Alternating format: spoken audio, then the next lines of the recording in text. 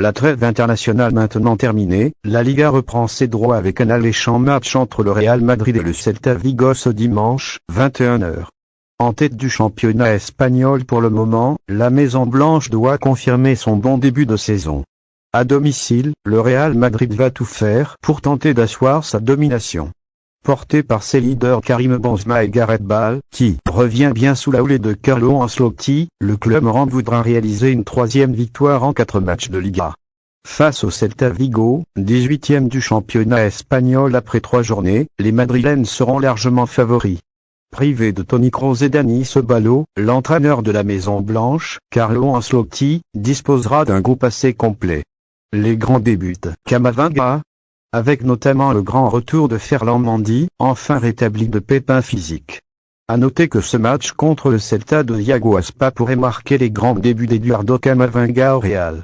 Date, heure et diffusion TV match. Real Madrid, Celta Vigo compétition. Liga, 4e journée, date. Dimanche 12 septembre heure. 21h stade. Santiago Bernabéu diffusion TV. Bansport 1. Compo probable Real. Courtois, Vázquez, Militao, Alaba, Marcelo, Valverde, Casemiro, Modric, Bale, Benzema, Hazard.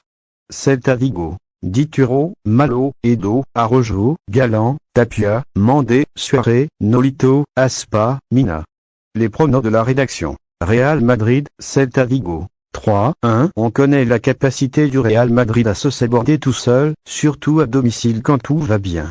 Néanmoins, le club demeurant part avec une réelle avance dans ce match. Son effectif est meilleur qualitativement que celui du Celta, mais surtout les leaders merengues sont en forme. Forcément, on imagine Karim Benzema scorer, et pourquoi pas avec un doublé. Selon nous, le Real va dominer cette rencontre et se la rendre facile en marquant rapidement. Le tout avec la chance de pouvoir conforter sa place de leader au classement.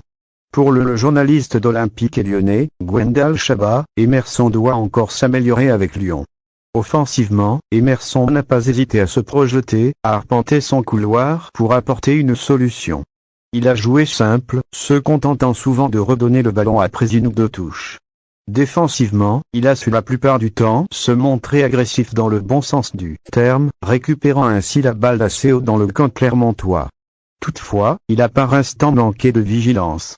Il a laissé des espaces dans son dos lorsqu'il était porté vers l'avant. À ce sujet, plus d'automatisme avec l'ailier devant lui pour assurer une couverture serait la bienvenue, mais cela viendra au fil des matchs. Sa qualité de centre a également laissé à désirer sur cette affiche. Globalement, on peut dire que les débuts d'Emerson sont sérieux, même si les points sont encore à améliorer, a indiqué le journaliste de Olympique et Lyonnais.